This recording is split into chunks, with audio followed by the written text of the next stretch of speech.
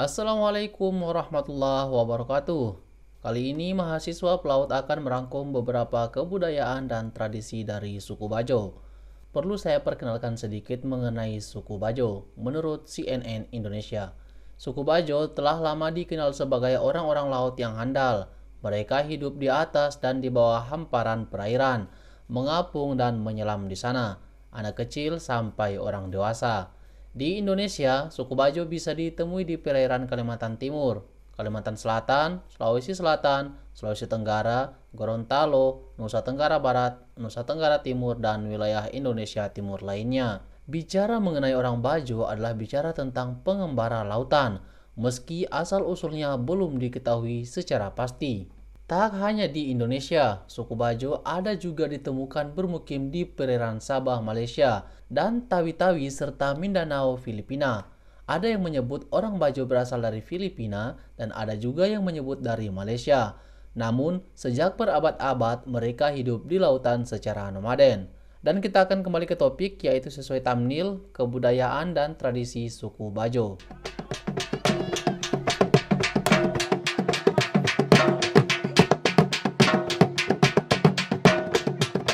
Yang pertama ada tradisi ula-ula. Ula-ula adalah bendera panji kebesaran suku Bajo. Ula-ula sendiri merupakan representasi sang leluhur. Di suku Bajo lain, ula-ula bahkan dipasang di perahu sebagai simbol bahwa nenek moyang bersama mereka melaut. Menurut informasi yang saya dapatkan, bendera ula-ula ada 4 berdasarkan warnanya, yakni merah, kuning, putih, dan hitam. Warna-warna tersebut memiliki makna, seperti merah menandakan suku Bajo dengan status sosial paling tinggi atau Lolo Bajo, yakni raja maupun bangsawan. Sedangkan ula-ula kuning menyimbolkan status punggawa.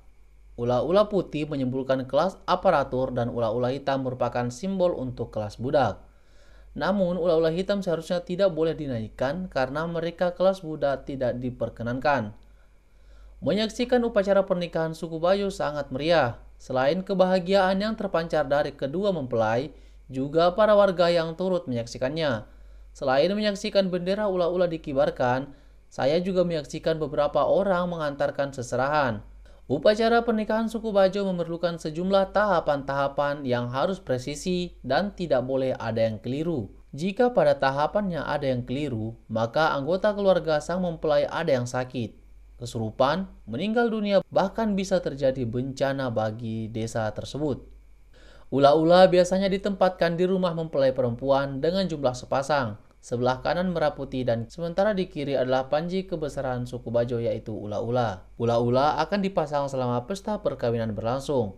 Dimulai sejak pertama keluarga berbelanja kebutuhan hajatan hingga pesta berakhir. Selama itu pula leluhur merestui dan hadir dalam pesta anak cucunya.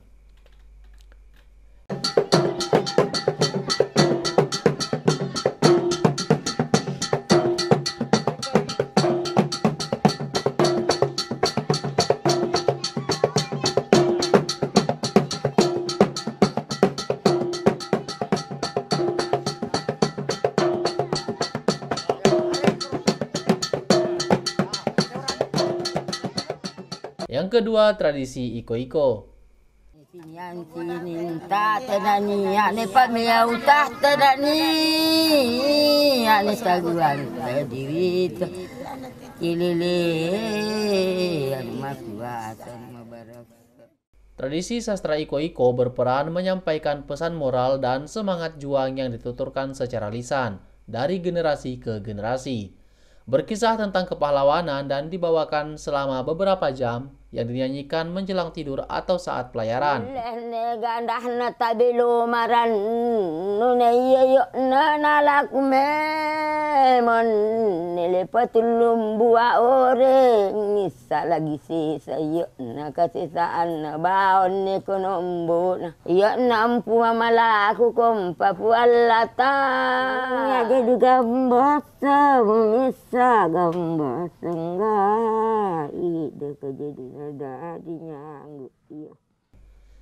Jenis tradisi lisan ini terancam punah karena kurangnya eliminasi generasi muda.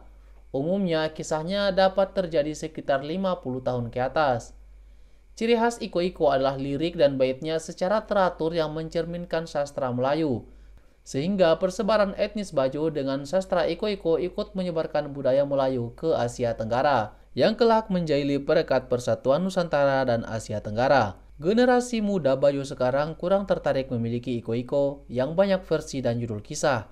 Maka, untuk menjaga kelestariannya, perlu pendokumentasian dan transliterasi untuk selanjutnya diterbitkan menjadi buku dan artikel ilmiah. Yang ketiga, tradisi Duata. Tradisi Duata adalah puncak dari segala upaya pengobatan tradisional suku Bajo. Ini dilakukan jika ada salah satu di antara mereka mengalami sakit keras dan tidak lagi dapat disembuhkan dengan cara lain termasuk pengobatan medis. Dalam proses Duata, sejumlah tetua adat terlihat berkumpul di suatu tempat pengobatan, berbentuk suatu ruangan dengan ukuran sekitar 2 meter persegi, dihiasi dengan janur kuning bagian atasnya tanpa pagar. Ada pula ula-ula, bendera yang merupakan lambang kebesaran suku Bajo tadi yang diyakini membawa keberkahan. Tetua adat yang didominasi berusia lanjut meramu berbagai jenis perlengkapan ritual. Ada beras berwarna-warni yang dibentuk melingkar di atas daun pisang. Ini melambangkan warna-warni sifat yang dimiliki manusia. Ada pula dupa untuk mengharumkan sekitar pelaksanaan kegiatan, daun sirih, kelapa, dan pisang. Setelah semua teracik sebagaimana kebiasaan sebelumnya, orang yang akan diobati digiring menuju laut. Sepanjang perjalanan, lagu Liligo tak pernah putus dinyanyikan. Lagu Liligo ini adalah tradisi sebelumnya, yaitu tradisi Iko-Iko. Ada yang menyebutnya Iko-Iko, ada juga menyebutnya Liligo. 8 orang gadis cantik berpakaian adat juga tak henti-hentinya menari tarian ngigal. Di atas perahu, semua peserta juga menari tarian ngigal atau tarian Bajo untuk menyemangati orang yang diobati agar kembali menemukan semangat hidupnya.